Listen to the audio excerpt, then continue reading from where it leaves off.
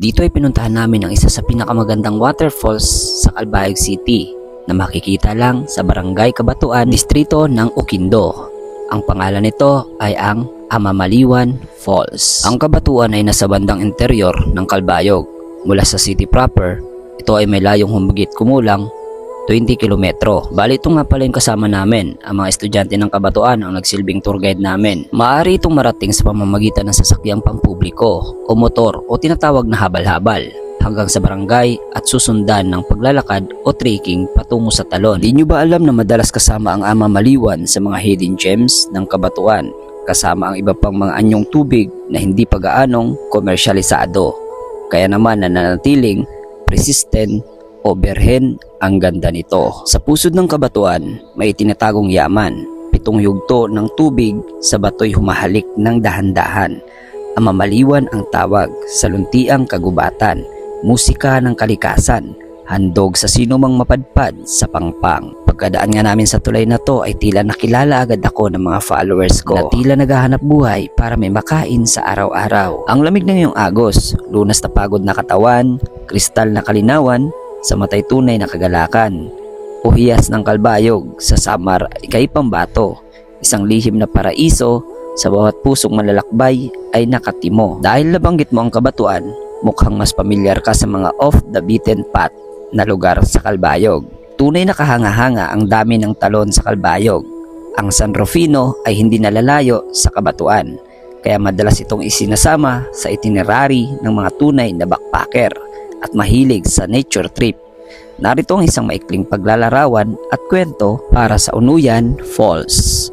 Ang Unuyan Falls ng San Rufino hindi tulad ng ibang sikat na talon na may malalaking drop. Ang Unuyan Falls ay kilala sa kanyang mahiwagang anyo. Ang tubig ay dumadaloy sa mga baitang na bato na para bang mga hagdanan at napapalibutan ito ng mga matatandang puno na nagbibigay ng natural na lilim.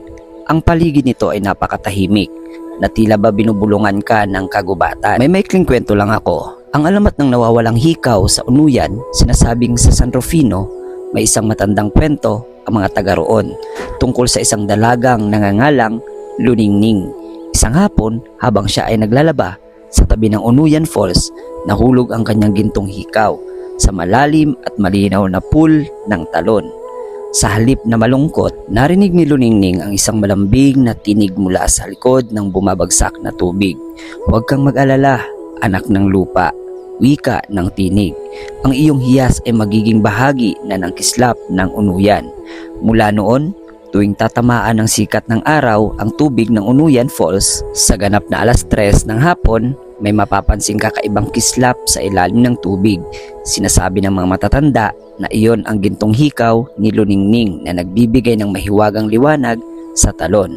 Bilang tanda na ang Unuyan ay isang lugar na dapat pangalagaan at irespeto. Ang daan patungong San Rufino ay maaaring maging maputik o mabatuhan, lalo kapag umuulan. Kaya mas mainam ang paggamit ng motorsiklo na pang off-road o paglalakad. Bukod sa talon, may tinatawag rin sila ditong cold spring. Kilala rin ang area na ito sa mga malalimig na bukal na sadyang nakakaginhawa sa pakiramdam. Habang naglalakad nga kami ay napansin ko ang prutas na ito. Halos aabot na kami ng 1 oras kakalakad patungo sa Amamaliwan Falls. Ang Amamaliwan Falls ay isa sa mga nakatagong hiyas ng Calbayog City sa Western Samar. Kilala ang lungsod na ito bilang City of Waterfalls dahil sa dami ng mga talon na matatagpuan dito, at ang Amamaliwan ay isa sa pinakapaborito ng mga mahilig sa kalikasan. Ang Amamaliwan ay may 7 palapag. Ito ay binubuo ng 7 tiers o antas. Ang bawat palapag ay may kanya-kanyang ganda, mula sa malalawak na bagsakan ng tubig hanggang sa maliliit at payapang natural na pools. Habang kami ay naglalakad, tila may narinig na kami ng agos ng tubig. Yung kasama namin dito ay napapagod na. Nagtanong kami sa tour guide, maliban sa Amamaliwan Falls ay meron silang tinatawag din dito na dam. Hindi na namin dinaanan ang lugar kasi ang tumbok naman natin ay ang Amamaliwan Falls. Dito ay may nakita nga kaming kakaibang insekto na tinatawag nila ditong putyukan. Huwag mong gagalawin yan. Once na ginalaw mo yan, siguradong masasaktan ka. Sa wakas ay nakarating na kami sa Amamaliwan Falls. Ito ay napapalibutan ng makakapal na kagubatan, nananatiling malamig, malinaw at presko ang tubig dito na perpekto para sa paliligo. Uulitin ko, saan nga ba matatagpuan ang lugar ng Amamaliwan? Mula sa sentro ng lungsod, Karaniwang sumasakay ng habal-habal ang mga turista patungo sa Barangay Kabatuan. Pagdating doon, kailangan ang kaunting paglalakad o trekking sa gitna ng kagubatan at ang mga batuhan bago marating ang mismong talon. Bakit nga ba ito pinupuntahan? Ang pag-akyat sa bawat antas ng talon ay isang hamon para sa hikers. Napakaganda ng paligid nito para sa mga kumukuha ng litrato, lalo na ang mga rock formation, ang luntiang kapaligiran. Mainam mag-picnic at magbanding dito. Mainam itong lugar para sa mga pamilya o magkakaibigan na gustong tumakas muna sa ingay ng syudad. Paalala lang sa mga bumibisita rito, magsuot ng tamang sapatos, madulas ang mga bato, kaya mas mabuting gumamit ng aqua shoes o sandals na may magandang kapit. Kumuha ng lokal o guide, mas ligtas at madaling mahanap ang mga magagandang spots kung may kasamang taga roon. Leave no trace, panatilihing malinis ang lugar at huwag iwan ng anumang basura. Tunay na nakaka-inspire ang ganda ng Kalbayog. Narito ang isang maikling kwento na naglalarawan sa kariktan ng 7 antas ng Amamaliwan. Ang 7 yugto ng Amamaliwan sa gitna ng masukal na lunti ng Barangay Kabatuan.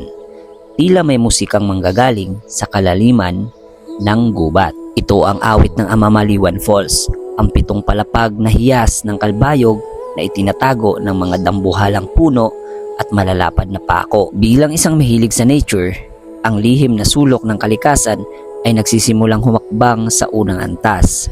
Doon sinasalubong kami ng malawak at payapang pool, kung saan ang tubig ay kasing linaw ng kristal, ngunit alam namin higit pa rito ang kayamanang naghihintay sa itaas. Sa bawat pag-akyat namin sa mga sumusunod na palapag, tila nagbabago ang anyo ng talon. May antas na ang tubig ay marahang humahalik sa mga bato. May antas na ang bagsak ay malakas at mapuputi, tila naglalaki ang mga kortina ng seda. At sa pinakatuktok nito, natagpuan namin ang katahimikang hinahanap namin.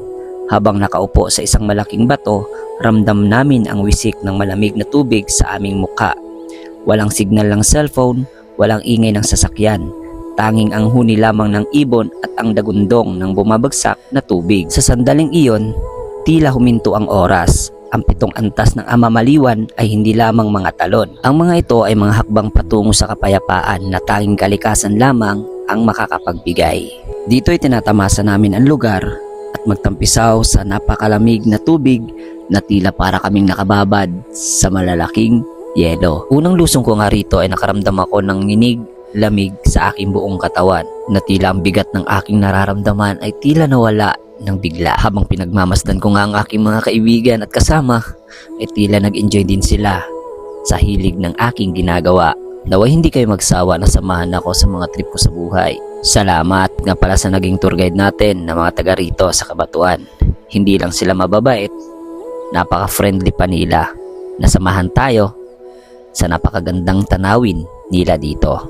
Ito ang Amamaliwan Falls. Naway hindi kayo magsawa na samahan kami rito sa susunod na pagbisita namin rito sa lugar ninyo. Bali, ito nga pala yung mga kasama ko. Ito si Castin na nakahubad at yung nakadamit na si J-Boy. At yung isa naman naming kasama ay si Alex. Hindi na namin babanggitin yung isa naming kasama kasi nga ayaw niya makasama sa camera. Habang nakaupo nga kami sa lugar na ito, dinadama namin ang bagsak ng tubig na tila hinihilot ang mga likod namin. Napasabi pa nga yung kasama namin, ang ganda sa pakiramdam habang tumatama ang tubig sa ulo namin, na para bang may humahawak sa buong katawan namin, na tila nawawala ang sakit pag nababagsakan ng tubig. Napakaganda talaga ng gawa ng Panginoon sa atin. Tila binigyan tayo ng gantong kagandang kalikasan. Naway pangalagaan natin ang gantong yaman na meron tayo. Huwag nating sirain sa pamamagitan ng ating kamay o interes na mga bagay. Hayaan nating panatilihin ang kagandahan nito para kahit papaano ay may maipagmamalaki tayo sa lugar natin. Proud ako na sa parte ako ng Kalbayog nakatira. Kasi kung hindi ako taga Kalbayog ay hindi ko makikita ang mga gantong kagandang kalikasan. Bumaba na kami na may dalang retrato sa aming isipan at preskong pakiramdam sa aming puso. Bit-bit namin ang mga pangako na babalik kami sa City of Waterfalls upang muling mapakinggan ang awit ng Amamaliwan. O siya, nakaka 10 minutes na tayo sa video natin. Huwag niyong kalimutang i-like, i-follow at i-share ang video na ito for more adventure at nature. Naway mag-enjoy kayo sa video natin. Yun lang. Paalam.